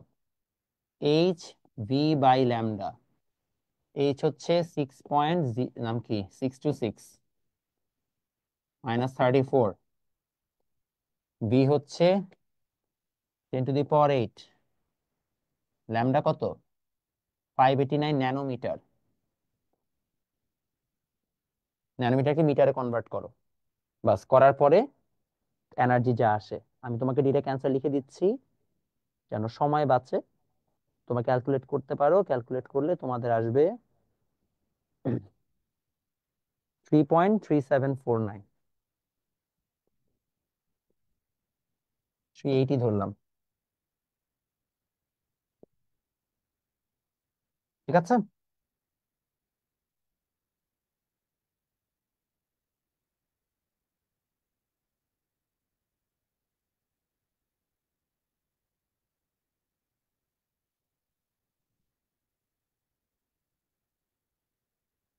ম্যাস ভি, ঠিকই তো আছে। লাস্টেরটা বুঝেন নাই, ইংলিশে লেখা তো কোশ্চেন। ওকে, লাস্টের যেটা বুঝেন নাই, ও আচ্ছা, ইংলিশে এটা জাস্ট লিখি নাই, angular moment of electron রোটিং at third orbital, এটা জাস্ট এন এর ভ্যালু 3, এর জন্য আর লিখি নাই। আর এটা তো লিখে দিছি। আচ্ছা, যেটা বলছিলাম, লাস্টের কোশ্চেনটার মধ্যে আমাদের এফ দেওয়া নাই। এখন ফর্মুলা এটা মাথায় রাখবেন, V is equal to F lambda. V হচ্ছে ভেলোসিটি, লিখে দিচ্ছি পাশে লাগলে। ভি হচ্ছে বেগ বা ভেলোসিটি, ল্যামডা হচ্ছে তরঙ্গ দৈর্ঘ্য বা ওয়েভ লেংথ,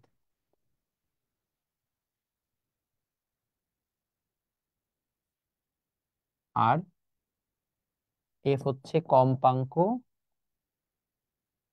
বা লিখবো ফ্রিকোয়েন্সি। যারা নাইনের আছো তার অনেকে এই জিনিসগুলো চিনো না, টেনেরও বেশিরভাগ চিনো না, ডোন্ট ওয়ারি। জাস্ট আপাতত ফর্মুলা মুখস্থ করে ম্যাথ করো, এগুলো ফিজিক্সের জিনিস। যখন যে চ্যাপ্টার আসবে আমরা পড়াই দিব, ঠিক আছে, ডোন্ট ওয়ারি অ্যাবাউট ইট। সবাইকে প্রথম দিকে এটা মুখস্থ করে আগাইতে হয়, এটাই নিয়ম। সো সেখানে আমরা ডেটা বসাই দিয়ে ম্যাথ করে দিছি। আর ম্যাথ পেঁচাবে না, don't worry about it. Is equal to H F, F মানে হচ্ছে ভি বাই ল্যামডা। ফোটন যেটা, রিমেম্বার, ফোটন যেটা আছে, এই ফোটন হচ্ছে আলোর আলোর কণা বা লাইট পার্টিকেল।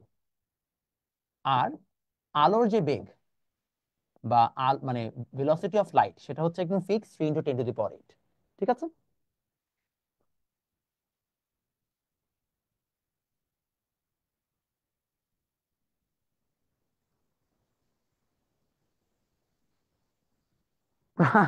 প্রাইম একটা ভালো কথা বলছে বাবা। প্রাইম তুমি মনে মানে প্যারা নিও না।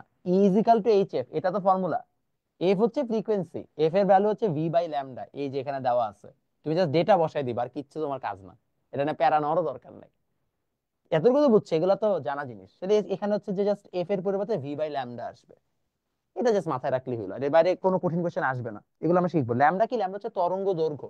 আর তোমার তো তরঙ্গই পড়ো নাই, আমি তরঙ্গ দৈর্ঘ্য কেমনে পড়াবো? সো একটু ফিজিক্সের জিনিসপত্র ইভেন্চুয়ালি বুঝবা, ডোন্ট ওয়ারি। বাট এখন তরঙ্গ দৈর্ঘ্য বুঝাইতে যে খামাখা মাথা নষ্ট করে লাভ নাই। ঠিক আছে? বইয়ে আছে ভি ফ্রিকোয়েন্সি, হ্যাঁ বইয়ে ভি ফ্রিকোয়েন্সি নাই। তোমাদের বইয়ে যেটা দিচ্ছে সেটা হচ্ছে এইটা, এটাকে ভি না, এটাকে মিউ বলে। এটা আর ভি তোমরা মিলাই ফেলবে, যেন আমি এফ দিয়ে দেখাইছি। ঠিক আছে? এটা আর ভি কে তোমরা মিলাই ফেলবে দেখে আমি এফ দিয়ে দেখাইছি, এটাকে মিউ বলে। ঠিক আছে? ওকে। এমবিআর এর কি এককটা কি ঠিক? হ্যাঁ ঠিকই তো আছে। এম হচ্ছে mass KG, V square by R, V V কি M by metre per second না? তা আর তো আরেকটা মিটার, তাহলে মিটার স্কোয়ারই তো আসবে। ঠিকই তো আছে। ভুল কোথায়? এই দুইটা হচ্ছে আপনাদের হোমওয়ার্ক, আপনারা সবাই এই দুইটা করে আমাদের হচ্ছে এমবিএস গ্রুপে জমা দিবেন, দেখি কারটা রাইট হয়। ঠিক আছে? দেখেন, when electron moves from second orbital to third orbital, orbital লিখছে orbit, to third orbit, it creates, sorry, it absorbs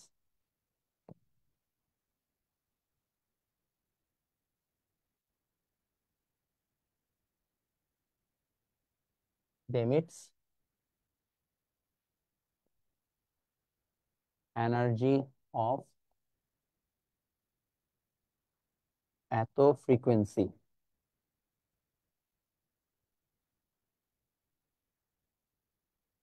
find energy। এটা লিখবেন, if electron emits energy of 450 nanometer wavelength while transferring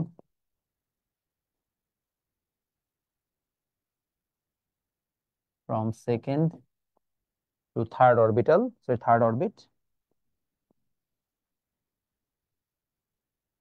find absorbed energy। এই হচ্ছে ডান।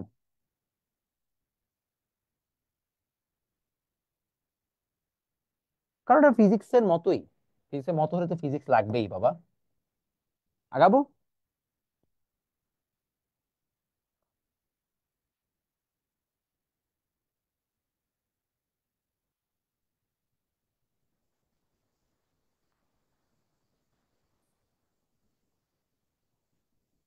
ছুটি একটু পরে। Wavelength 10⁻⁹ কেন? Nanometre দেওয়া ছিল না? তোমাদের তো ফিজিক্স এটা পড়াইছে। ন্যানোমিটারকে মিটারে কনভার্ট করে 10⁻⁹ হয়, পড়াইছে না? 1 ন্যানোমিটার মানে 10⁻⁹ মিটার, ওই অনুযায়ী আসছে। ওকে, এখন আমাদেরকে এই দুটো হচ্ছে যে হোমওয়ার্ক, আপনারা হোমওয়ার্ক করে আমাকে দেখাবেন। তো আপনাদেরকে লাস্ট একটা ছোট্ট জিনিস হচ্ছে যে দেখাই, আজকে ছুটি দিব। সেটা হচ্ছে আমাদের এই জিনিসটা। আগের স্লাইডটা আরেকবার শিওর, এই যে আগের স্লাইড।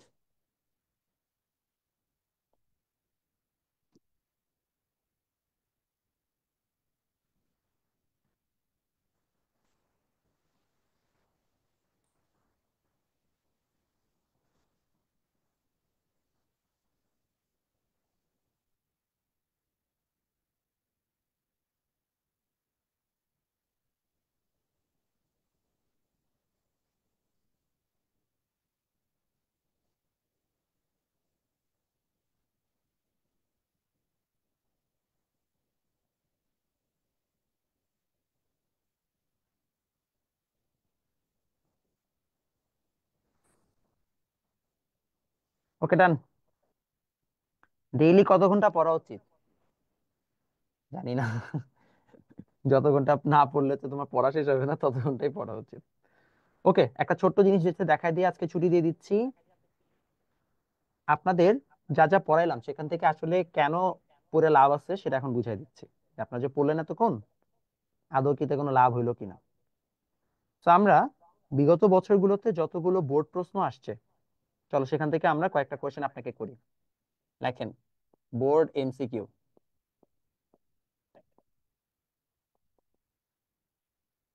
বোর্ড এমসিকিউ এর মধ্যে এখন আপনাদের জিজ্ঞেস করবো, আপনি অ্যান্সার করবেন, ঠিক আছে? নাম্বার 1, প্রকৃতিতে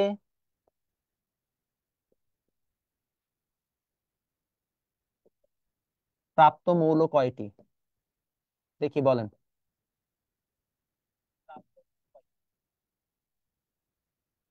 how many elements found in nature?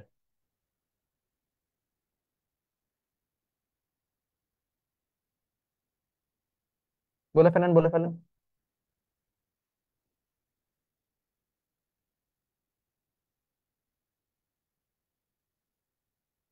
98। Good. পারছেন? পড়াই কমন পড়ছে? ওকে, গুড।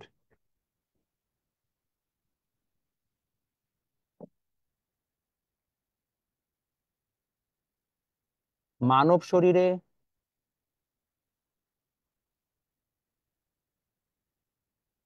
কয়টি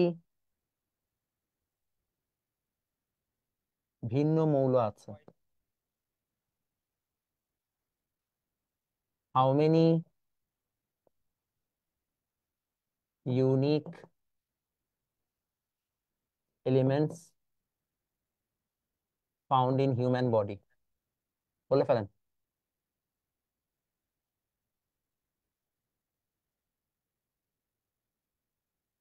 এটাও পড়াইছি ক্লাসে। 26। গুড। এটা কতবার আসে জানেন?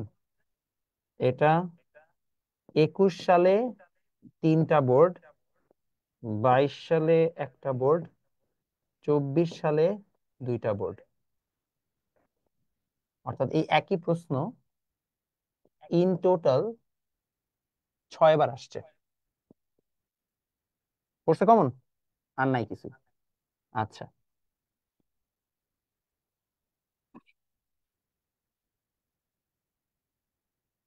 মৌলের প্রতীকে আসেন। আচ্ছা, এটা এখনো পড়ানো হয় নাই, আমি পড়াবো ইভেনচুয়ালি। এখনো আসে নাই। পারমাণবিক সংখ্যা, এটা ইয়ের আসে নাই। আমরা পরমাণু মডেলে যাই।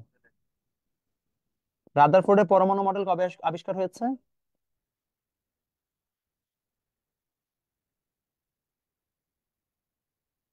1911 সালে। এটা আসছে তোমার ঢাকা বোর্ড 15-তে।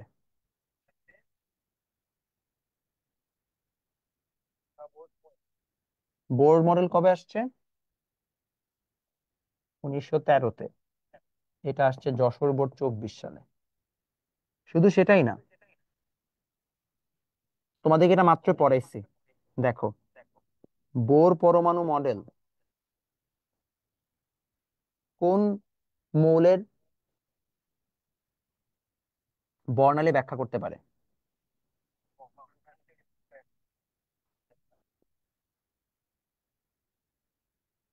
কার বর্ণালী ব্যাখ্যা করতে পারে?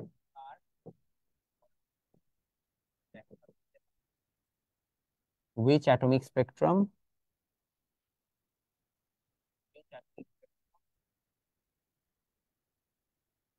can Bohr explain? এখানে অপশন দিতে হবে আপনাকে, নাহলে পারবেন না।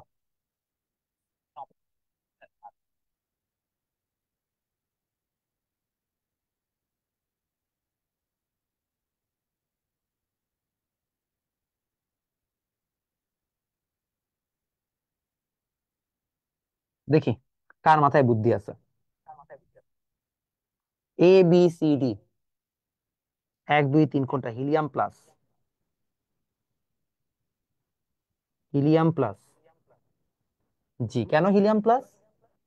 কারণ হিলিয়াম থেকে একটা ইলেকট্রন সরে গেলে কয়টা ইলেকট্রন থাকে? একটা।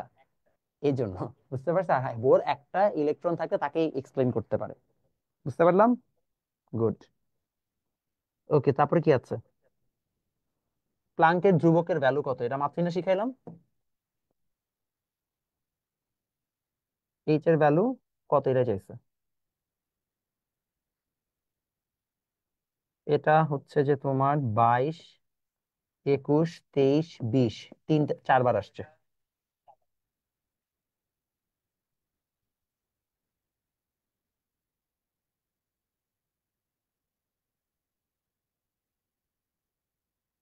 এম এর ভ্যালু কত এই ইকুয়েশনে? বলেন।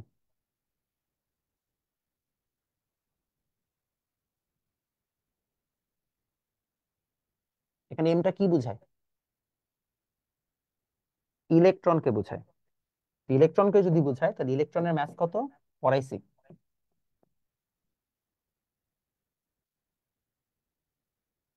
বুঝছি। তাহলে যা যা পড়াইছি সেগুলো কি সব বুঝতে পারছেন? ক্লিয়ার সবাই? তাহলে এই দেখেন আমাদের মোটামুটি হচ্ছে যে কাহিনী, যে হচ্ছে যে কি কি আছে না আছে।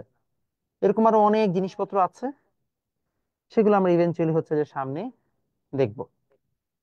তাহলে আমরা যা যা পড়লাম সেগুলা কি আসে পরীক্ষায়? বুঝতে পারছি। এখন সবাই একটু নোটটাতে যান। আপনারা তো সবাই নোট করেছেন। নোটের মধ্যে আমি লেখাই দেই যে কোন সৃজনশীলের পার্টটুকু কোন বোর্ডে আসছে। যেমন আপনারা সবাই ম্যাথ করেছেন, এই যে একটু আগে ম্যাথ করেছেন, হ্যাঁ, এই সিমিলার ম্যাথটা, জাস্ট এই যে হুবহু এই ম্যাথটাই, যে একটু জাস্ট ডেটা চেঞ্জ করে দিনাজপুর বোর্ড 24-এ আসছে। হুবহু এই ম্যাথটাই, ইনফ্যাক্ট অ্যান্সারও সেম। ঠিক আছে, বুঝাতে পারছি? ওকে, গেল। দেন এই যে আর আমরা একটু আগে পার্থক্য বললাম না? মনে আছে পার্থক্য বললাম? এই পার্থক্যটাই আসছে যে কোনটা বেটার। বেটার কোনটা? বোর। এটাই আসছে। এটাও দিনাজপুর বোর্ড 24-এর প্রশ্ন, যে কোনটা বেটার। তো তখন তুমি এটা ব্যাখ্যা করে দিবা। দেখো, বোর্ড কোয়েশ্চেন সবই আমরা পড়ে ফেলছি আল্লাহর রহমতে। এবং মজার বিষয়, এই হুবহু এই সেম কোয়েশ্চেন ঢাকা বোর্ডের 23-এও আসছে। হুবহু সেম কোয়েশ্চেন।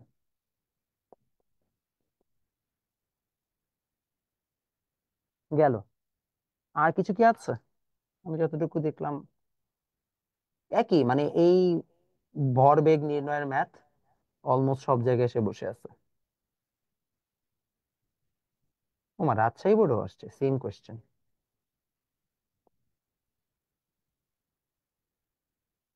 হুবহু সেম।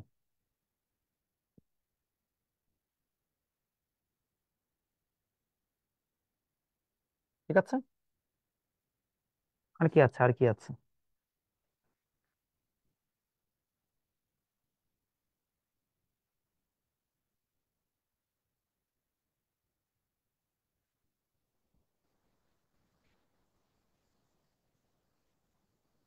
না, একই কোয়েশ্চেন বারবার রিপিট হয়েছে, মানে একই টাইপের কোয়েশ্চেন। আচ্ছা, না, মতবাদ গুলো আসছে যশোর বোর্ড 21-এ। যেমন তোমাদের মতবাদ পড়িয়েছি না? কিসে মতবাদ পড়ালাম? বোর্ডেরটা পড়িয়েছে, তাই না? এটাকে লিখে রাখো। এটা যশোর বোর্ড 21-এ আসছে। এই ডিরেক্ট এই মতবাদ গুলোই আসছে। আর সীমাবদ্ধতা পড়েছিলাম না রাদারফোর্ডের? এটা আসছে যশোর বোর্ড 21-এ।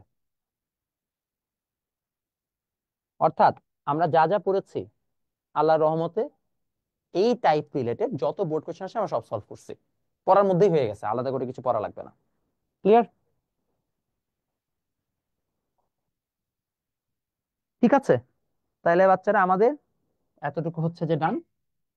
আপনাদের সাথে দেখা হবে নেক্সট ক্লাসে। আমি চেষ্টা করলাম আপনাদেরকে একদম বেসিক থেকে শুরু করে বোর্ড কোয়েশ্চেনে যা যা আসছে এগুলো পর্যন্ত দেখাই দিতে, যেন আপনাদের কোনো ধরনের প্রবলেম না হয়। তো ইনশাল্লাহ আমরা নেক্সট ক্লাসে যখন যাব তখন আরো হচ্ছে যে ডিটেইলে বাকি জিনিসগুলো পড়ে ফেলবো। সো ভালো থাকেন, সুস্থ থাকেন, দেখা হবে নেক্সট ক্লাসে।